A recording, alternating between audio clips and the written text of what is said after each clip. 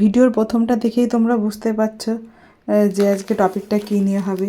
হ্যাঁ, একজনের জন্মদিন। তো কার জন্মদিন সেটাই তোমাদের বলবো।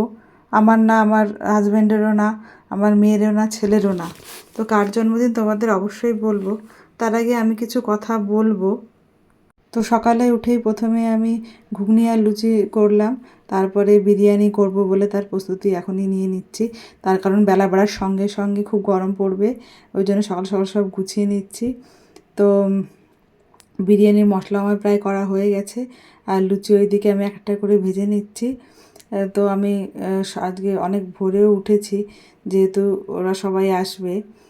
তো বেশি লোক না, তবুও কিছুটা প্রস্তুতি করতে তো সময় লাগেই, যেহেতু আমি ভেবেছি রোদ ওঠার আগেই আমি সব কিছু কমপ্লিট করে ফেলবো। তো আমি পায়েসটা ওইদিকে বসিয়ে দিয়েছি।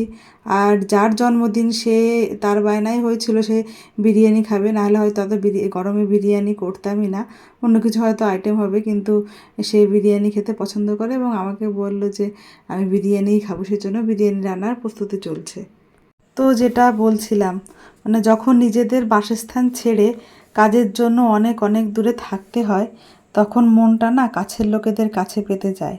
আর চাইলেও তাদের পাওয়া যায় না, তখন দূরের লোকদেরই না কাছের করে নিতে হয়।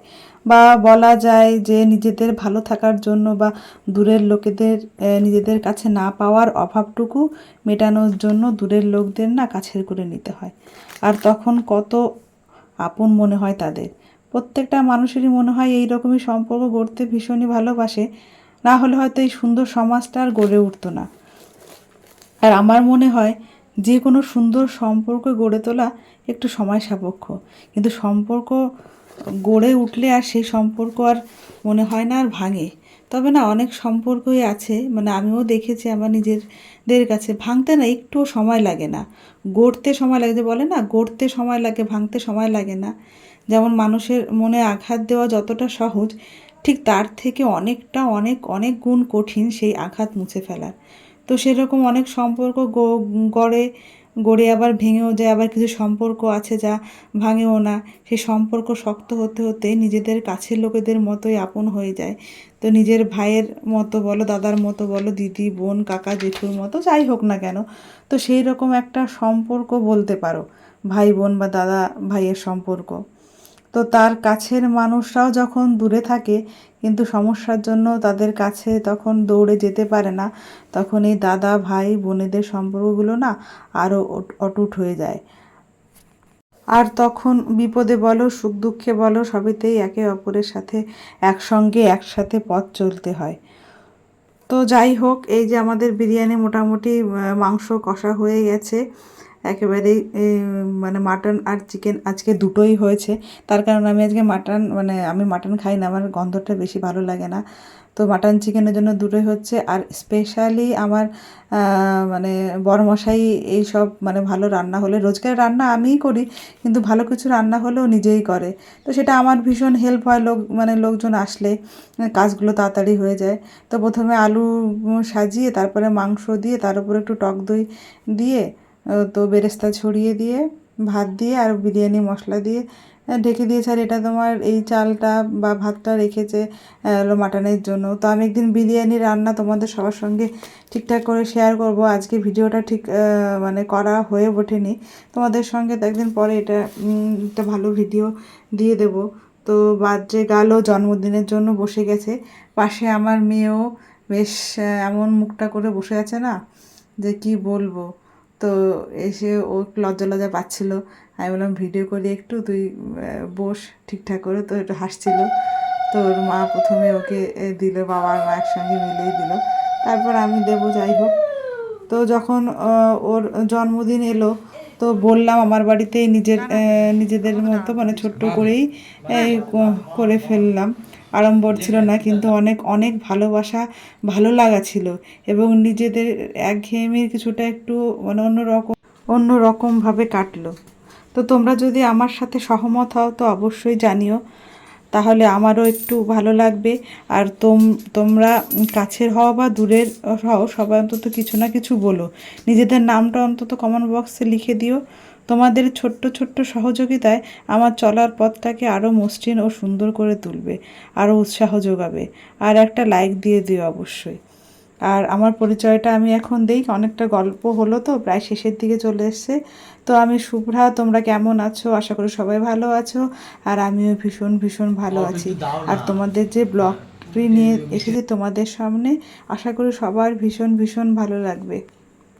তো আমিও স্নান টান সেরে এদিকে সব কাজ কমপ্লিট করে এসে আমিও বসে রয়েছি, আর আমার মেয়ে মন দিয়ে দেখছে আমি কি করি। তো আমার মেয়েকেও একটু দিলাম, ও মানে এত মন দিয়ে দেখছে। তা আমি আবার মেয়েকে বললাম, বাবা দাঁড়া, তোর 2 মাস পরে আবার একদম এরমভাবে দিদির মতো তোর জন্মদিন আমি করব। তো উঠে আবার বাবার কাছে চলে গেল, কি মনে হলো আমি জানি না।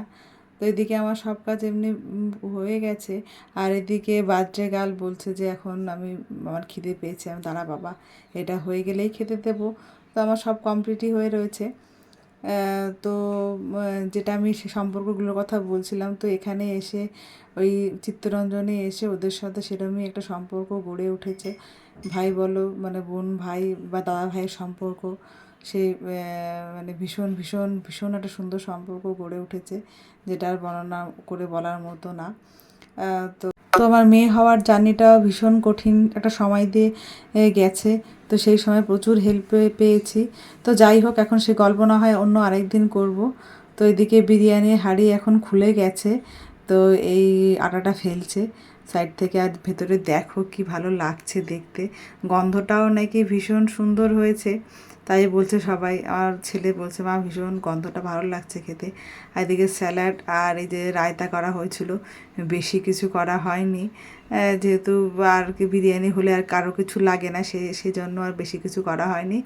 আর রাত্রেবেলা কেকটা কাটা হবে, কেকটা অর্ডার দেওয়া আছে। তো রাত্রেবেলা দিকে চলে আসবে। তো আমরা এখন একটু মানে ওদের প্রথমে খাওয়া দাওয়া দিচ্ছি, আমি ওদের সঙ্গে বসে যাব।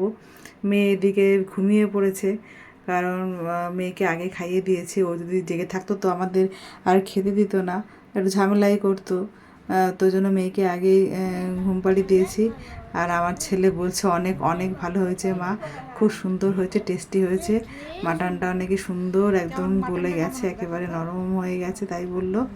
আর আমি যেহেতু মাটন খাই আর টেস্টও করিনি, ও বললো দেখো। আর এদিকে ও বলছে হ্যাঁ দেখো তো, সুন্দর গলে গেছে, একেবারে নরম হয়ে গেছে। আর এদিকে সন্ধ্যার সময় তো জন্মদিনের ডেকোরেশন চলছে, ঘরের মধ্যে যে কী করে সাজাবে, দেখতে ভালো লাগে। বার্থডে গার্ল তো ভীষণ ভীষণই খুশি। তো প্রথমেই ওই ঝালরটা টানাতে গিয়ে দুজনে টানাটানি করে একটু ছিঁড়ে ফেললো, যাই হোক পরে সেটাকে জোড়া দেওয়া হলো। তো শেষমেশ এরকম একটা লুক এলো, বেশ দেখতে বেশ সুন্দরই লাগছিলো, ভালোই লাগছিলো, বেশ ভালোই হয়েছে সাজানোটা। এটা অনলাইন থেকে অর্ডার দেওয়া হয়েছিল, তো জন্মদিনের 2 দিন আগেই চলে এসেছিলো এটা। তো এদিকে জন্মদিনে কেক কাটার আগে আগে যেহেতু বার্থডে গার্ল বেশি এক্সাইটেড ছিল, তো ঘুমিয়ে গেছিলো, ঘুম থেকে আর উঠবেই না। তো যাই হোক, অনেক কষ্ট করে তোলা হলো। আর ওর পছন্দ ছিল ইউনিকর্ন কেক কিনতে হবে। তো ভালোই হয়েছিল কেকটা। তো অনেক বুঝিয়ে সুঝিয়ে তোলা হলো। তো এখনও মুডটা ঠিক ঠিক হয়নি, এখনও কাটছে। তো যাই হোক, লাস্ট শেষমেশ কাটা হলো, আমাদের মিশন সাকসেসফুল হয়েছে। বার্থডে গার্ল ঘুম থেকে উঠেছে আর সবাইকে খাইয়েও দিল, বেশ আর কি। Happy birthday to you, happy birthday to you, happy birthday to Kushani, happy birthday to you, may God bless you, may God bless you, happy birthday to Kushani, happy birthday to you.